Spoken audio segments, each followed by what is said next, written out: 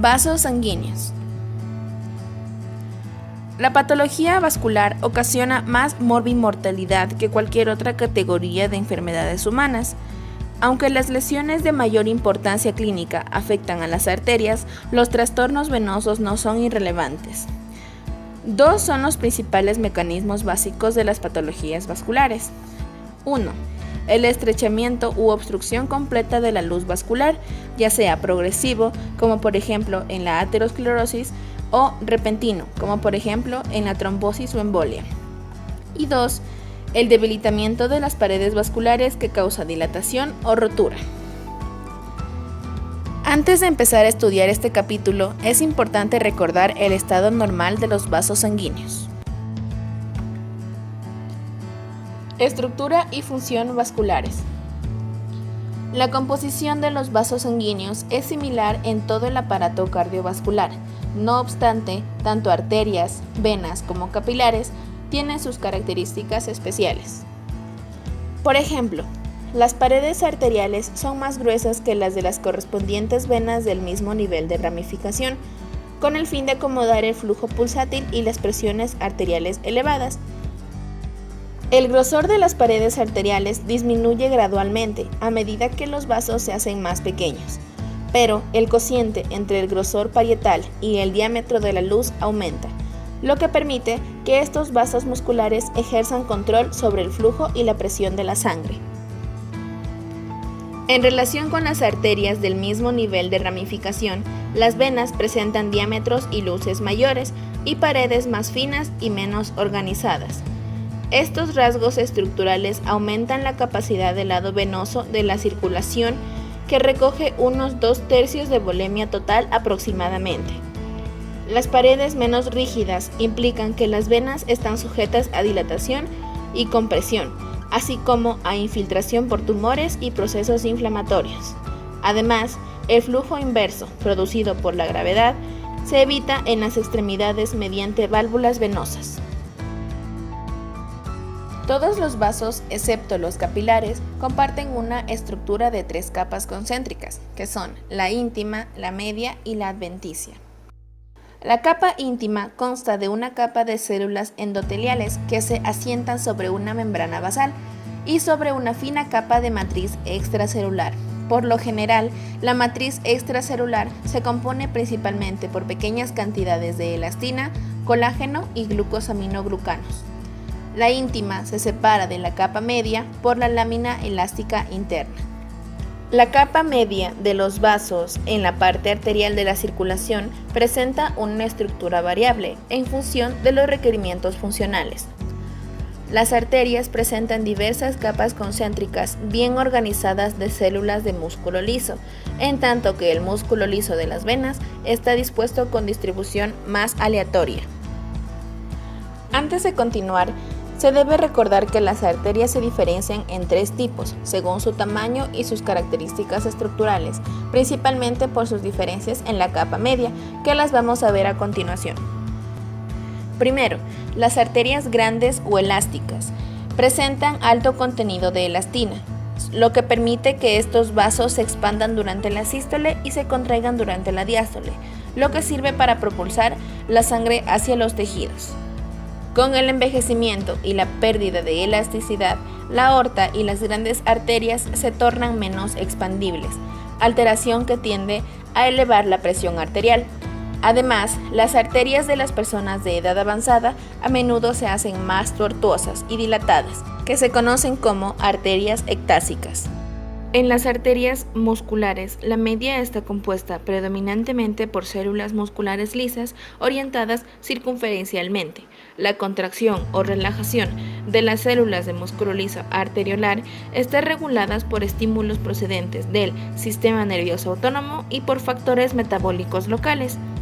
Estas respuestas modifican el tamaño de la luz y en consecuencia regulan el flujo sanguíneo regional y la presión arterial. Las arteriolas son los principales puntos de resistencia fisiológica del flujo sanguíneo.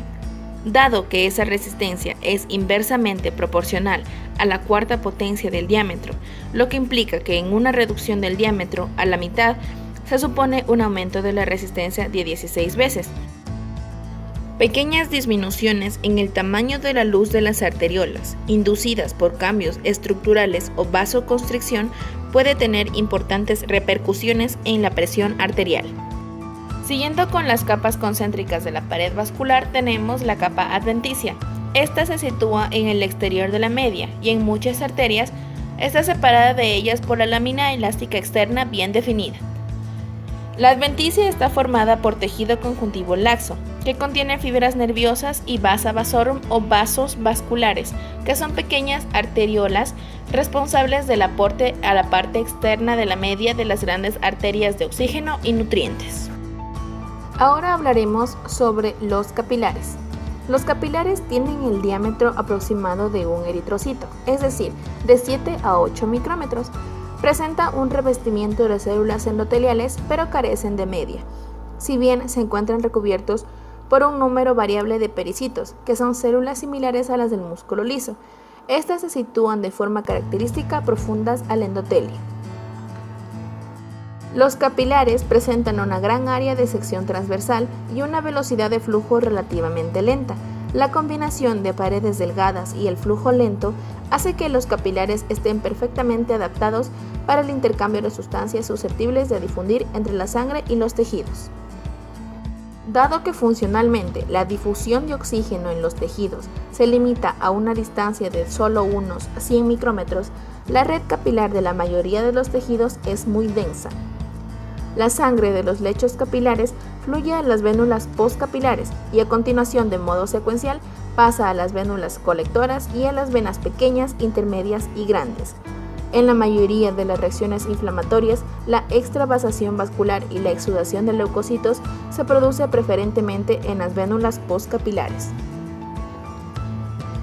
Por último tenemos los vasos linfáticos, que son conductos de paredes finas revestidas de endotelio especializado, que devuelven el líquido tisular intersticial y las células inflamatorias al torrente circulatorio. También transportan microbios y células tumorales, por lo que constituyen una importante vía de diseminación de enfermedades. Una vez recordados las estructuras funcionales normales de los vasos sanguíneos, empezaremos con las anomalías vasculares. Existen 3 tipos de anomalías vasculares congénitas en especial, que rara vez son sintomáticas. En los vasos cerebrales se forman aneurismas congénitos o en valla, que cuando se rompen puede causar una hemorragia intracerebral mortal. Las fístulas arteriovenosas son conexiones directas entre arterias y venas. Suelen deberse a defectos del desarrollo, aunque también son consecuencia de la rotura de aneurismas arteriales en una vena adyacente, de lesiones penetrantes que perforan arterias y venas o de necrosis inflamatorias de vasos adyacentes. Las fístulas arteriovenosas producidas quirúrgicamente proporcionan un acceso vascular para las hemodiálisis crónicas. Las fístulas arteriovenosas grandes y múltiples causan efectos clínicamente significativos al derivar la sangre de la circulación arterial a la venosa, forzando al corazón a bombear un volumen adicional, con el consiguiente riesgo de insuficiencia cardíaca de alto gasto. Seguimos con la displasia fibromuscular, que es un engrosamiento irregular focal en las arterias musculares medias y grandes, como las renales, carótidas, esplácnicas y vertebrales. Su causa se desconoce, aunque probablemente puede ser congénita. Existen segmentos de las paredes vasculares que están focalmente engrosados por combinación de hiperplasia y fibrosis de la media y de la íntima, que produce una estenosis luminal.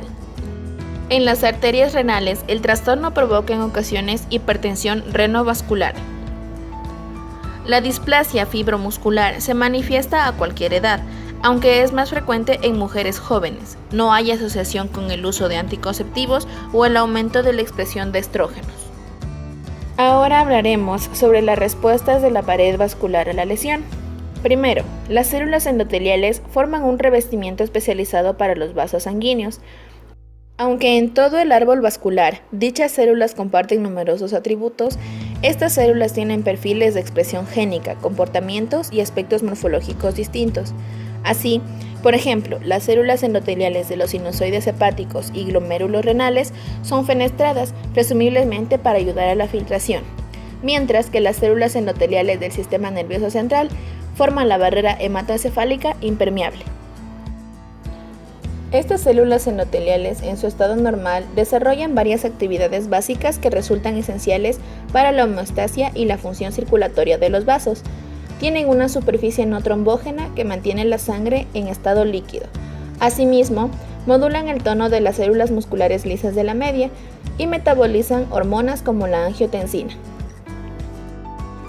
Aunque en los vasos normales las uniones interendoteliales son en gran parte impermeables, los agentes vasoactivos, como por ejemplo la histamina, permiten una rápida salida de líquidos, electrolitos y proteínas. En la inflamación, incluso los leucocitos se deslizan entre células endoteliales adyacentes. Las células endoteliales responden a varios estímulos, ajustando sus funciones en estado de equilibrio y expresando propiedades de nueva adquisición en un proceso denominado activación endotelial. Entre los inductores de la activación endotelial se cuentan citocinas y productos bacterianos, que causan inflamación y en casos graves un shock séptico. También se tiene tensiones hemodinámicas y productos lipídicos, que son fundamentales en la patogenia de la aterosclerosis, además de productos finales de la glucación avanzada, así como los virus, que son componentes del complemento e hipoxia. Por otra parte, las células endoteliales expresan moléculas de adhesión y producen citocinas y quimiosinas, factores de crecimiento, moléculas vasoactivas que producen vasoconstricción o vasodilatación, moléculas del complejo principal de histocompatibilidad, factores procoagulantes y anticoagulantes. Estas células influyen en la vasoreactividad de las células musculares lisas subyacentes mediante la producción de factores tanto relajantes como inductores de la contracción, como por ejemplo la endotelina. A continuación veremos qué es la disfunción endotelial. La disfunción endotelial hace referencia a una alteración del fenotipo endotelial observada en múltiples trastornos y que con frecuencia es tanto proinflamatoria como protrombógena. Es responsable, al menos parcialmente, del comienzo de la formación de trombos, la aterosclerosis y las lesiones vasculares inducidas por hipertensión y otras alteraciones.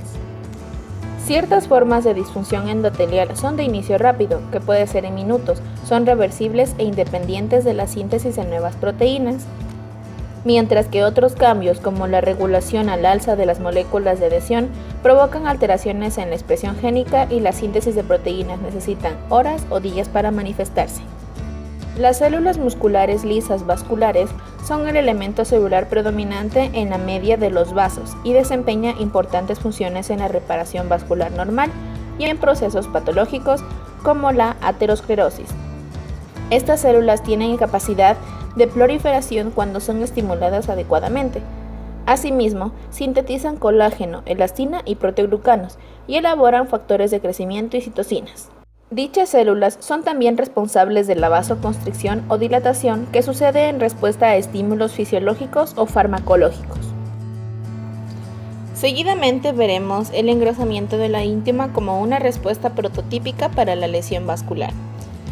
La lesión vascular asociada a la disfunción o pérdida de las células endoteliales estimula tanto el reclutamiento y la proliferación de células del músculo liso como la síntesis de matriz asociada, con el consiguiente engrosamiento de la íntima. La cicatrización de vasos lesionados es análoga al proceso de cicatrización de otros tejidos dañados. Las células endoteliales implicadas en la reparación pueden migrar desde áreas no lesionadas adyacentes a zonas desnudas o pueden también derivar de percursores circulantes. Las células musculares lisas de la media o las precursoras de músculo liso migran asimismo a la íntima, proliferan y sintetizan matriz extracelular, de la misma manera que los fibroblastos rellenan una herida. Es característico que la neoíntima resultante esté completamente cubierta de células endoteliales. Esta respuesta de la neoíntima se registra ante cualquier forma de daño o disfunción vascular con independencia de su causa.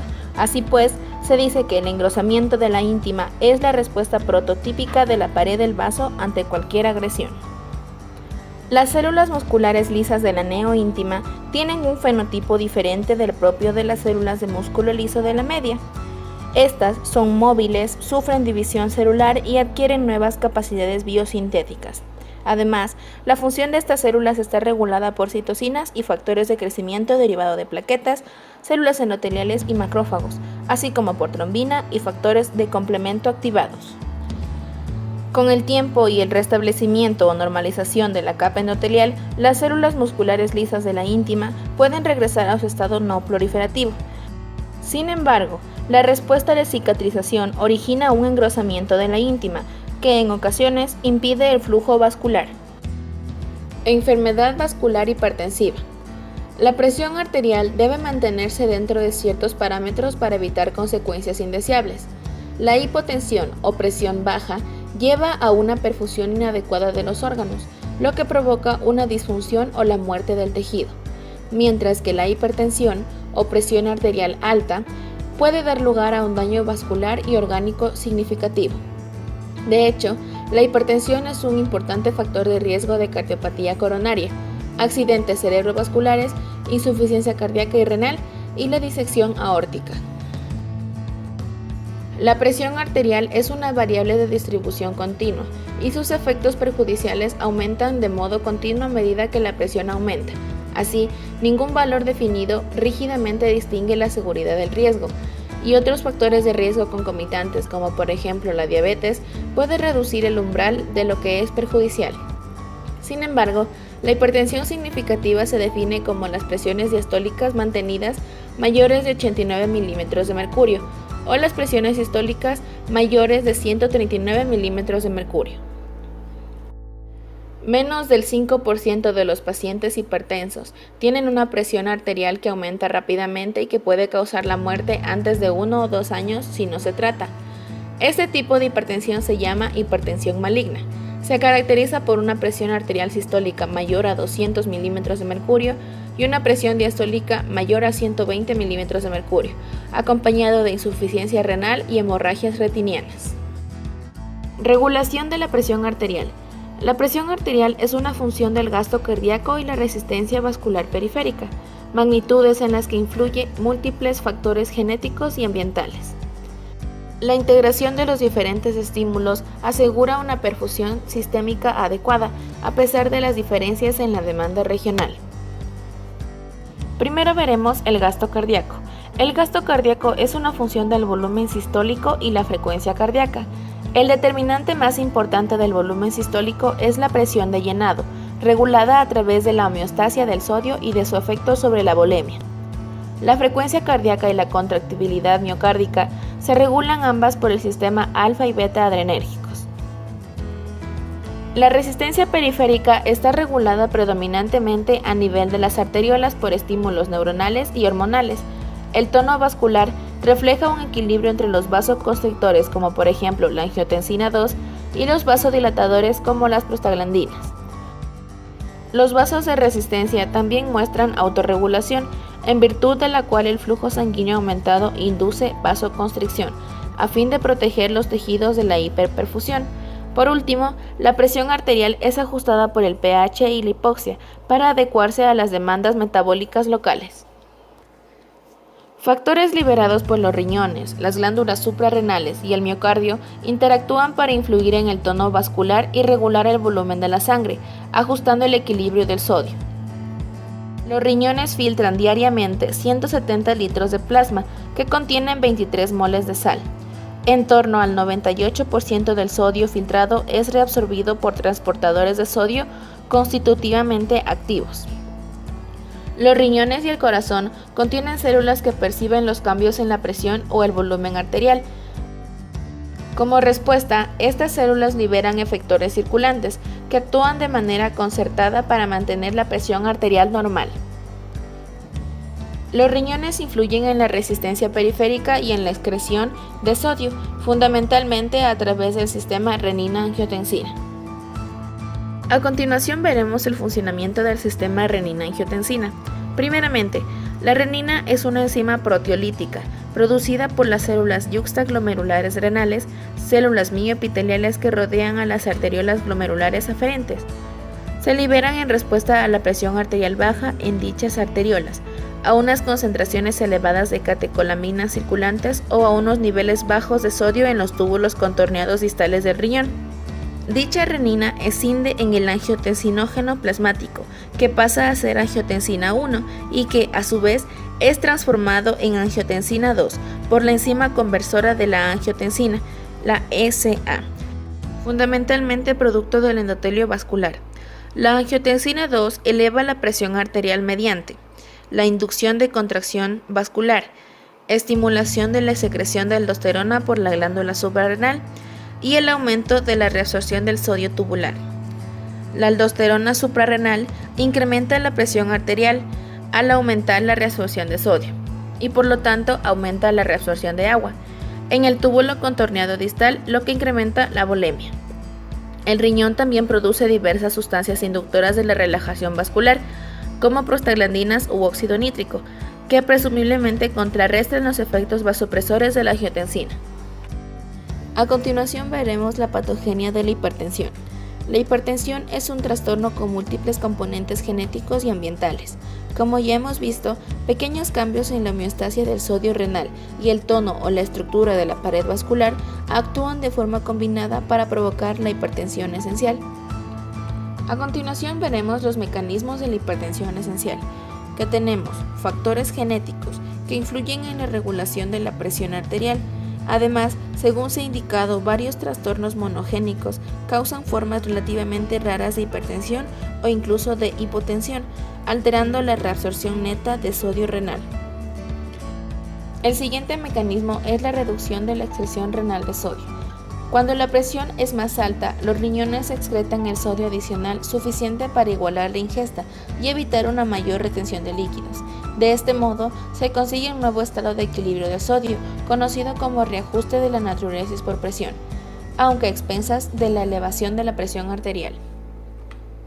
Las influencias vasoconstrictoras, como los factores que inducen vasoconstricción o los estímulos generadores de cambios en la pared vascular, son posibles causantes del incremento de la resistencia periférica y probablemente estén implicadas en el desarrollo de hipertensión esencial. Factores ambientales como estrés, obesidad, consumo de tabaco, inactividad física y alto consumo de sal se correlacionan con la hipertensión. La evidencia que vincula la ingesta de sodio con la prevalencia de la hipertensión es particularmente significativa. Veremos ahora la patogenia de la hipertensión secundaria. En muchas formas de hipertensión secundaria, las vías responsables son suficientemente conocidas. En la hipertensión renovascular, la estenosis de la arteria renal provoca una disminución del flujo y la presión glomerular en la arteriola eferente del glomérulo. Esto induce a una secreción de renina, que aumenta el tono muscular y la volemia a través de la vía de la angiotensina-aldosterona. Los trastornos monogénicos son los causantes de formas graves aunque infrecuentes de la hipertensión, como por ejemplo los daños génicos que afectan a enzimas implicadas en el metabolismo de la aldosterona, como por ejemplo la aldosterona sintasa. Y también tenemos las mutaciones que afectan a proteínas que influyen en la reabsorción de sodio. Para concluir con el tema de la hipertensión, tenemos la patología vascular en la hipertensión. La hipertensión también se asocia a dos formas de enfermedades de arteriolas pequeñas. Tenemos la arteriolosclerosis hialina. Las arteriolas muestran un engrosamiento hialino homogéneo y rosado, asociado a estenosis luminal. Esto refleja la extravasación de las proteínas plasmáticas a través de las células endoteliales lesionadas, así como el aumento de la síntesis de matriz de las células musculares lisas en respuesta a las agresiones hemodinámicas crónicas de la hipertensión. Las mismas lesiones son características comunes de la microangiopatía diabética, en la que la etiología subyacente es la disfunción de las células endoteliales inducidas por la glucemia. En la nefroesclerosis inducida por hipertensión crónica, la estenosis arteriolar de la arteriolosclerosis hialina causa una afección difusa de la irrigación renal y cicatrización glomerular. Luego tenemos la arteriolosclerosis hiperplásica. Esta lesión es propia de la hipertensión grave. Los vasos presentan un engrosamiento concentrado laminado, que se conoce como piel de cebolla, con estenosis luminal. Las láminas constan de células musculares lisas con membrana basal engrosada y duplicada. En la hipertensión maligna van acompañadas de depósitos fibrinoides y necrosis en la pared vascular, que se conoce como arteriolitis necrosante, sobre todo en el riñón. La arteriosclerosis. El término arteriosclerosis significa literalmente endurecimiento de las arterias. Se trata de una denominación genérica aplicada al engrosamiento de la pared arterial con la consiguiente pérdida de elasticidad. Para ella existen 3 patrones generales de consecuencias clínicas y patológicas diferentes. Tenemos que la arteriolosclerosis afecta sobre todo a arterias y arteriolas de tamaño pequeño y medio y se asocia principalmente a isquemia. Segundo, la esclerosis medial de Monckeberg se caracteriza por una calcificación de la media en las arterias musculares que ocurre habitualmente después de los 50 años de edad. Los depósitos calcificados no son obstructivos y no suele tener relevancia clínica. Y por último, la ateroesclerosis es la más frecuente y la que más relevancia clínica tiene.